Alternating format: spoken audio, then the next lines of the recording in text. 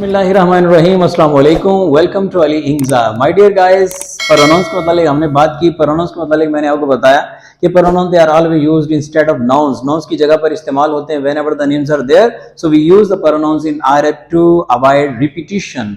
जैसे हम कहते हैं कि Umar is a good boy and he comes here, तो अब उमर की जगह पर हमने ही का इस्तेमाल जो किया है, तो यू आर टू से कि हम कहते हैं कि Umar is a good boy, Umar comes here, तो आपको पता चलता है उमर को रिपीट हम कर रहे हैं। तो बजाय इसके कि हम उमर को रिपीट करें, हम लिखेंगे कि Umar is a good boy, he comes here. तो अब ही जो लगा रहे हैं वो रिपीटिशन से अवॉइड करने के लिए लगा रहे हैं। आज हमारी जो बात हो रही है वो पर्सनल प्रोनाउंस के बारे में हो रही है। In detail, we have talked a lot about that. What are the different kinds of pronouns? What are the pronouns? How they have been used, and we are able to identify all of them.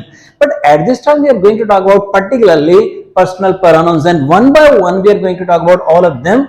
And at the same time, we are going to talk about that how we are able to use them correctly. क्योंकि हमारा असल target था कि हम rules ऐसे सीख लें यार, पता चल जाए कि प्रोनाउंस को सही कैसे यूज करना है, एडवर्ब को, एडजेक्टिव्स को, इनको कैसे कैसे हमने करेक्टली यूज करना है। So we are coming to that very point, and now you can get this very idea that personal pronouns. So we are to say, आप जब कभी भी इस्तेमाल करते हैं, आपने देखा है आई है, वी है, यू है, he, she, it, they. So we are to say that these are the personal pronouns. अच्छा, वैसे एक बात आपको बताओ, बहुत सारे लोग इन्हीं पर्सनल प्रोनाउंस को समझते हैं यही सारे के सारे प्रोनाउंस हैं, हालांकि these are only the personal pronouns. अब पर्सनल प्रोनाउंस जो होते हैं ना, वो तीन हैं, फर्स्ट पर्सन, सेकंड पर्सन और थर्ड पर्सन। फर्स्ट पर्सन कौन है भला? हम कहते हैं the person who is speaking, जो बोल रहा है, and the person who is addressing, जो एड्रेस कर रहा है। इस वक्त देखें ना, मैं आप लोगों से मुखातिब हूं, मुझे मालूम है कि आप लोग मुझे सुन तो रहे हो, लेकिन आप अभी इधर रिस्पॉन्ड नहीं कर पाओगे। But at you are to say that I am the first person, you are the second person.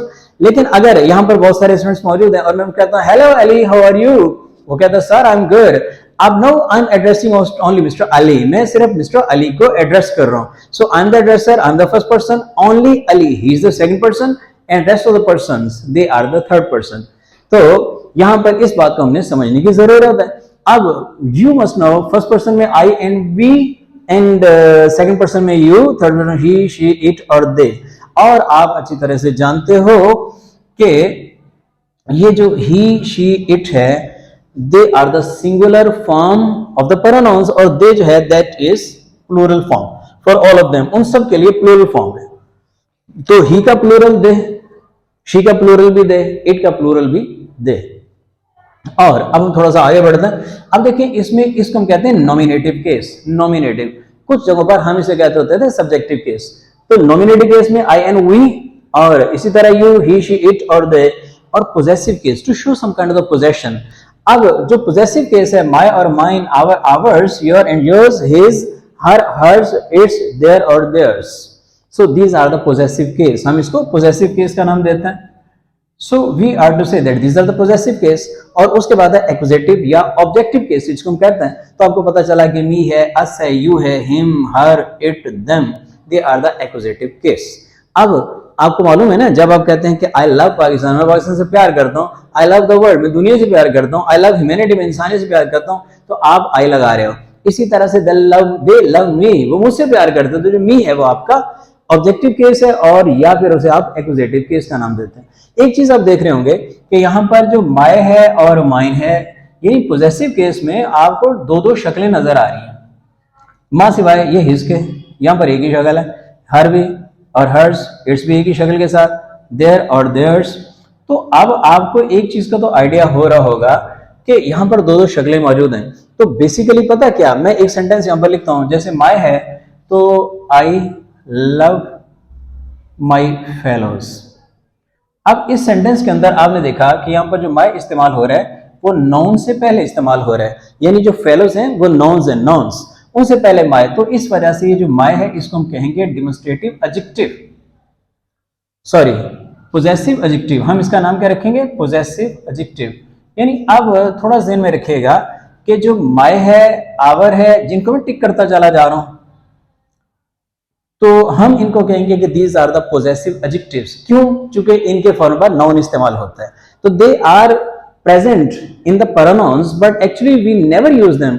ये मां सिवाय हिज के, जो हिज है दोनों सूरतों में हम कहते हैं कि दिस बुक इज हिज, ये किताब उसकी। यहां पर हिज जो है वो पोजेसिव प्रोनाउन के तौर पे यूज हो रहा है। लेकिन इसके मुकाबले में आप जब ये कहते हैं कि this is his book, this is his book, तो आपको पता चला कि यहाँ पर जो हिज इस्तेमाल हो रहा है ये पोजेसिव जो है वो एडजेक्टिव के तौर पे यूज हो रहा है। तो ये एक मेजर डिफरेंस है, यानी ये जो हमारे पास पोजेसिव केस है, it has the two you have to say deviance. The one is related to possessive pronouns and the other is related to possessive adjectives. और ये जो possessive pronouns होते हैं ना, इनको हम pure pronouns भी कहते हैं, pure possessive भी कहते हैं। अब हम देखते हैं यहाँ पर there are something that we have to think about them. हम थोड़ा सा इनका यूज देखते हैं। जैसे my और mine है, याद रखिएगा जरा कि जब भी आप कहते हैं ना कि I love my book, चूंकि ये demonstrate, ये जो है हमारे पास possessive adjective है, इस वजह से क्योंकि इसके फॉर्म पर नाउन इस्तेमाल हो रहा है। आपको याद रखना चाहिए कि ये जो हमने जिनको टिक किया ना, इनके बाद नाउन जरूर इस्तेमाल होगा। आप ये नहीं कह सकते कि दैट इज योर, आपको कहना पड़ेगा that is your book, that is your book, तो आप योर बोलोगे साथ। इसके साथ ही अब इसी तरह से दोज बुक्स आर माइन। अब ये जो माइन है ये चूंकि प्योर पोजेसिव प्रोनाउन है, तो इस वजह से इनके बाद आप नॉन इस्तेमाल नहीं करते हैं। माइन के बाद नॉन इस्तेमाल नहीं करेंगे। Yours, that book is yours, तो आप जो है वो योर्स के बाद जो है कोई भी नॉन इस्तेमाल करने वाले नहीं, चूंकि दे आर द प्रोनाउंस, वो प्रोनाउंस है। इसके बाद देखें, पुराने दौर में ऐसा होता था कि जो दू था ना, that was used for the singular, particularly in the poetry, शायरी में ऐसा होता था। और यू जो है ये इस्तेमाल होता है सिंगुलर के लिए, प्लूरल के। हम कहते हैं you are a boy, you are a girl, और यू आर गर्ल्स। तो यू जो इस्तेमाल हो रहा है वो किस लिए इस्तेमाल हो रहा है भला? यू एक तो इस्तेमाल हो रहा है सिंगुलर के लिए, एक प्लूरल के लिए, और उसके साथ ही हमारे पास ये डू था, किसी दौर में ये इस्तेमाल होता रहा फॉर द सिंगुलर। जैसे देखें, जॉन डन ने बड़ी खूबसूरत लाइन लिखी, उसने कहा कि O God, thou hast made me, thou hast made me, तुमने मुझे बनाया, thou hast, I love thee. ये जो देखें जरा, अगर आप ये लिखते हैं ना, आई लव दी, मैं तुझसे प्यार करता हूँ, ये जो THEE, तो ये भी दू से मुताल्लिक है। अब जो दू की शक्लें आप देखते हैं ना दू की, तो आप दू लगाते हैं, दाए, दाइन और दी, ये, लेकिन आजकल हम इनको यूज नहीं करते। तो यू जो है that is being used for the singular, for the plural, दोनों के लिए। अब आखिरी बात हमारे पास, जैसे मैंने यू का यहाँ पर इस्तेमाल आपको बता दिया। अब इट के मुतालिक जनरली ये कॉन्सेप्ट मौजूद है कि जो इट होता है ना, वो यूज होता है किसके लिए भला? इट जो यूज होता है वो कहा जाता है कि बेजान के लिए इस्तेमाल करते हैं, इन एनिमेट के लिए इस्तेमाल करते हैं। तो हम यहाँ पर देखते हैं कि जैसे इट इज रेनिंग, बारिश हो रही है, इट स्नोज, ये जो है स्नोज, बर्फबारी होती है। आपने देखा कि यहाँ पर जो स्नो है ना, स्नो, इट स्नो, तो ये इम्पर्सनल वर्ब है, इम्पर्सनल वर्ब। मैंने पहले भी अपनी एक वीडियो के अंदर आप लोगों को बताया इम्पर्सनल वर्ब क्या होता है, कि जहां पर सब्जेक्ट भी वही हो। देखे ना, एक्चुअल क्या बोला, स्नो स्नोज, बर्फबारी होती है।